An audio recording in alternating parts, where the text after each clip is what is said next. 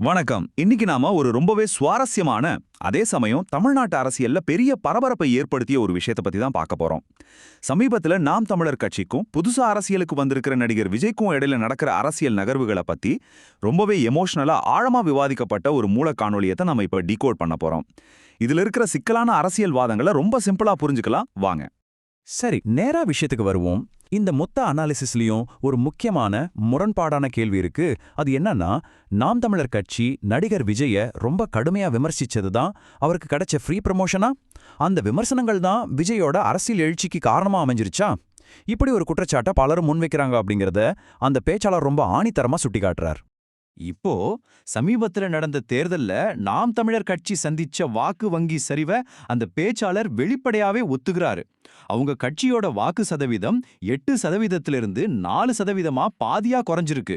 இதனால இனி நாம் தமிழர் கட்சி அவ்வளவுதானா, எதிர்காலத்துல இந்த கட்சி தாக்கு பிடிக்குமா அப்படின்னலாம் பொதுமக்கள் மத்தியில எழுந்திருக்கிற சந்தேகங்களை இந்த சோர்ஸ் வீடியோ ரொம்ப தெளிவாவே பதிவு செய்யுது. ஆனாலும் இந்த இடத்துல தான் ஒரு முக்கியமான வாதத்தை அந்த பேச்சாளர் முன்வைக்கிறார். அதாவது, அவங்க கட்சியின் நிலைப்பாடு அப்படிங்கிறது தற்காலிக வெற்றிகளையோ எதிர்பார்ப்புகளையோ தாண்டிய ஒரு ஸ்ட்ராங்கான சித்தாந்தம். இத ரொம்ப அழகாவே அவர் விளக்குறாரு. சாதாரணமா பாரம்பரிய கட்சிகள்ல இருக்கிற தொண்டர்களுக்கும் நாம் தமிழர் கட்சி தொண்டர்களுக்கும் ஒரு பெரிய அடிப்படை வித்தியாசம் இருக்கு. மற்ற கட்சிகள்ல வார்டு மெம்பர், கவுன்சிலர் மாதிரி பதவிகளுக்காகவோ பணத்துக்காகவோ தொண்டர்கள் வேலை செய்யலாம். ஆனா நாம் தமிழர் கட்சி தொண்டர்கள் எந்தவித எதிர்பார்ப்பும் இல்லாம அவங்க சொந்த காசை போட்டு சித்தாந்தத்துக்காக மட்டும்தான் களத்துல நிக்கிறாங்கன்னு அவர் ரொம்ப உறுதியா சொல்றாரு. அவரோட லாஜிக் ரொம்ப சிம்பிள். எதிர்பார்ப்பே இல்லாத ஒரு கூட்டம் எப்படி கலைஞ்சு போகும் அப்படிங்கிறது தான். அதாவது, பதவி ஆசையோ பண ஆசையோ இல்லாத ஒரு கூட்டத்தை வெறும் ஒரு தேர்தல் தோல்வியை காட்டி கலைச்சிட முடியாது. இந்த கட்டமைப்பு உடனடி லாபத்துக்காக உருவாக்கப்பட்டது கிடையாது. இது ஒரு நீண்டகால சித்தாந்த போராட்டம். அதனால இந்த சின்ன சறுக்கல் அவங்களோட அடித்தளத்தை எந்த வகையிலும் அசைக்காது என்பதே அவரோட வாதம். சரி, இது ஒரு பக்கம் இருக்கட்டும். அடுத்து இந்த அனாலிசிஸ்ல நாம பார்க்க போற விஷயம் சினிமா புகழுக்கும் அரசியல் செல்வாக்குக்கும் உள்ள சம்பந்தம். குறிப்பா சொல்லணும்னா, திரை பிம்பமும் ஒரு கதாநாயகனை பத்தின மக்களின் உளவியலும்.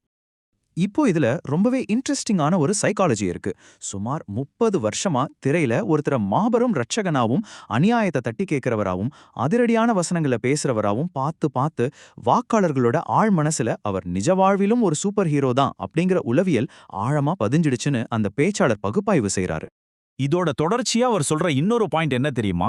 விஜய் 200 கோடி ரூபாய் சம்பளத்தை விட்டுட்டு அரசியலுக்கு வந்துட்டார் அப்படிங்கிற ஒற்றை விஷயத்தை வச்சு அவர் ஒருபோதும் ஊழலே செய்ய மாட்டார் அப்படிங்கிற ஒரு முடிவுக்கு மக்கள் ஈஸியா வந்துடுறாங்க.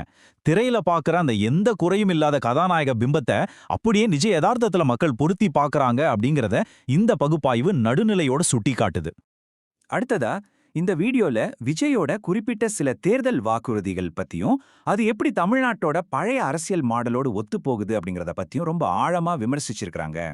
வருஷத்துக்கு 6 இலவச சிலிண்டர், 20 லட்சம் ரூபாய் தொழில் கடன், பட்டதாரிகளுக்கு மாசம் 4000 ரூபாய், பெண்களுக்கு இலவச பஸ் பயணம், அப்புறம் தங்கம் வழங்கும் திட்டம், இதெல்லாம் கேட்கறதுக்கு ரொம்பவே கவர்ச்சிகரமா இருக்குல்ல.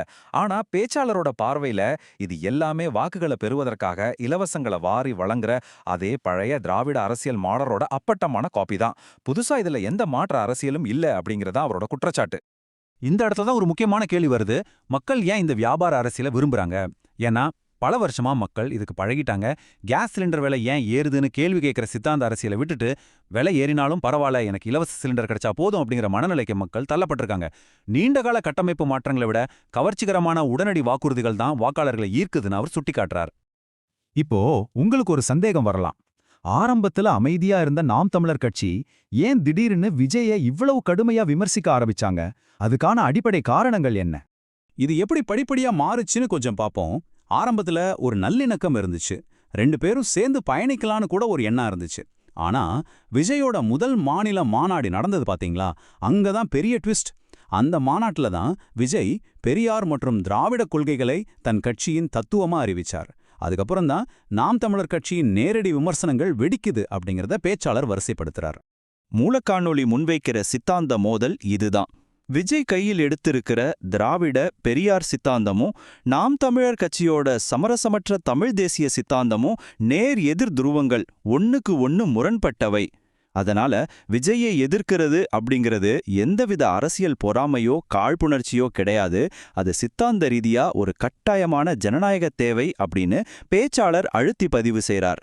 இதை இன்னும் சிம்பிளா சொல்லணும்னா, ஆளுங்கட்சியான திமுகவை அவங்க எப்படி சித்தாந்த ரீதியா தீவிரமா எதிர்க்கிறாங்களோ அதே அளவுகோலத்தான் புதுசா வர்ற விஜய்க்கும் பயன்படுத்துறாங்க. புதுசா அரசியலுக்கு வர்றவங்களோட உண்மையான முகத்தை மக்கள் மன்றத்துல தோலுரிச்சு காட்டுறது ஒரு சித்தாந்த போராளியோட ஜனநாயக கடமை அப்படிங்கறத இந்த பேச்சாளர் மிக தெளிவா குறிப்பிடுறார்.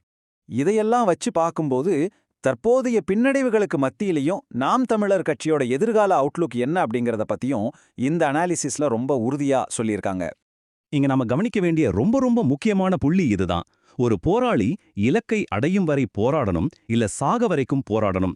இந்த ஒற்றை வரி மூலமா பேச்சாளர் அவரோட ஒட்டுமொத்த நிலைப்பாட்டையும் சுருக்கமா சொல்லிட்டார். உண்மையான அரசியல் இயக்கங்கள் ஒரே ஒரு தோல்வியை பார்த்து அழுதுட்டு உட்கார்ந்திருக்காது.